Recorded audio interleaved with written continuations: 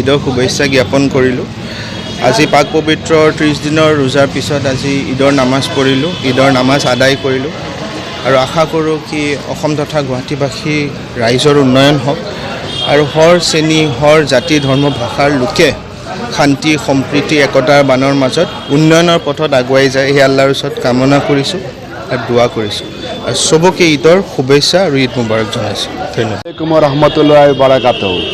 সমূহ অসমবাসী ৰাইজৰ আমি আমবাৰী ৰাইজৰ তৰফৰ পৰা বুঢ়া জামা মছজিদৰ তৰফৰ পৰা অসমবাসী ৰাইজৰ সকলোকে আমি ঈদ মুবাৰক যাচিলোঁ।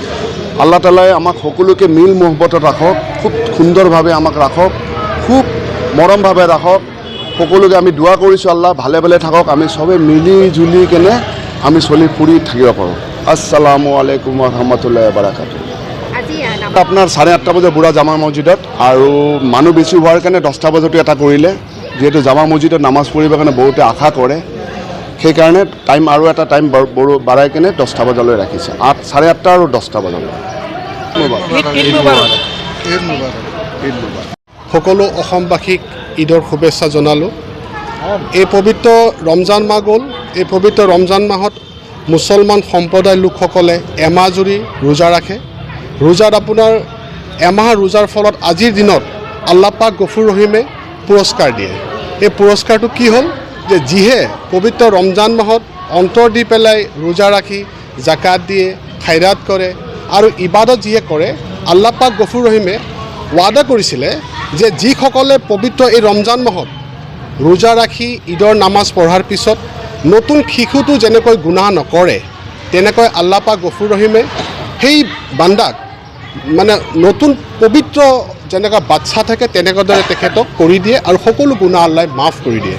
আৰু অসমবাসী সকলো ৰাইজক দোৱা কৰিছোঁ যাতে আমাৰ অসমখন শান্তিৰে হওক, সকলো সম্প্ৰদায় জনগোষ্ঠী হিন্দু মুছলমান আমি সকলোৱে একেলগে মিলি অসমখন যাতে উন্নতি কৰিব পাৰোঁ, শান্তিৰে আমি থাকিব পাৰোঁ আৰু সকলোৱে সম্প্ৰদায়ৰ মাজত যেনেকৈ আমি ঈদ মুবাৰক গল মিলাওঁ, সকলো আমি একেলগে মিলি গল মিলাই শান্তিৰে থাকিব বিচাৰিছোঁ, সেইটো সকলোৱে কামনা কৰিলোঁ। আসসালামু আলাইকুম। ঈদ মুবাৰক।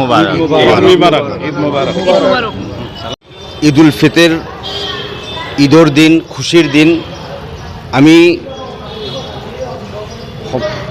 এমাহজোৰা ৰোজা ৰখাৰ পিছত তাৰাবিৰ নামাজ পঢ়াৰ পিছত আজি এই পবিত্ৰ দিনত আজি আমি ভৰি দিছোঁ আৰু এই পবিত্ৰ দিনত আল্লাহৰ ওচৰত দোৱা কৰিছোঁ যাতে আমাৰ দেশৰ লগতে সমগ্ৰ অসমবাসী জাতি ধৰ্ম নিৰ্বিশেষে সকলোৰে মাজত যাতে মিলা প্ৰীতি আহে, শান্তি কঢ়িয়াই আনক, আল্লাহ তালাই সকলোকে একতাৰ দলেৰে বান্ধি ৰাখক।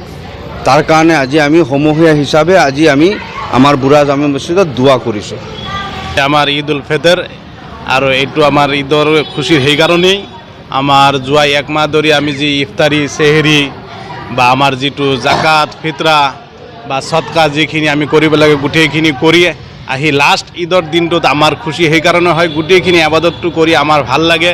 ইয়াৰ মাজত আমাৰ দুখীয়াৰো আপোনাৰ সহায় হয় আৰু ধনীৰ পৰা টকাখিনি আনি দুখীয়াক দিয়াৰ কাৰণে দুখীয়াবিলাকো সুখী হৈ যায়, যাৰ কাৰণে আমি গোটেই মানে অসমবাসী হিচাপত আমি আজি এই কাৰণেই সুখী যেন আমি চবকে লৈ মিলা প্ৰীতিৰ মাজত দুনিয়াত বহুত অশান্তি চলাৰ পিছতো আমি অসমত আজি ইমান শান্তি ধীৰে আমি মানে কি কৰিব পাৰিছোঁ, ঈদ উল ফিতৰৰ নামাজটো আদায় কৰিব পাৰিছোঁ, আমাৰ একো অসুবিধা হোৱা নাই। সেইকাৰণে আমি আল্লাহৰ ওপৰত শুক্ৰিয়া আদায় কৰিছোঁ যে আল্লাহ আমাক অহা যাতে যিটো আমাৰ ঈদ উল আজহা হয় বা নেক্সট আমাৰ যিবিলাক ঈদ আহিব সেনেকৈ যাতে আমাৰ সুখ শান্তিৰে মিলা প্ৰীতিৰ মাজত যাতে আমি এনেকৈ ঈদৰ নামাজ আদায় কৰিব পাৰোঁ, সেইটো কামনা কৰি আমি আল্লাহৰ ওচৰত এইটো দোৱা কৰিছোঁ যাতে চবকে আমাক মিলা প্ৰীতিৰ মাজত এই গোটেই অসমত শান্তি ভ্ৰাতৃত্ববোধ আৰু গোটেই সব মিলিখিনি যাতে আমি একেলগত থাকিব পাৰোঁ, সেইটোৱে আমি কামনা কৰি আজি এইখিনি আপোনালোকক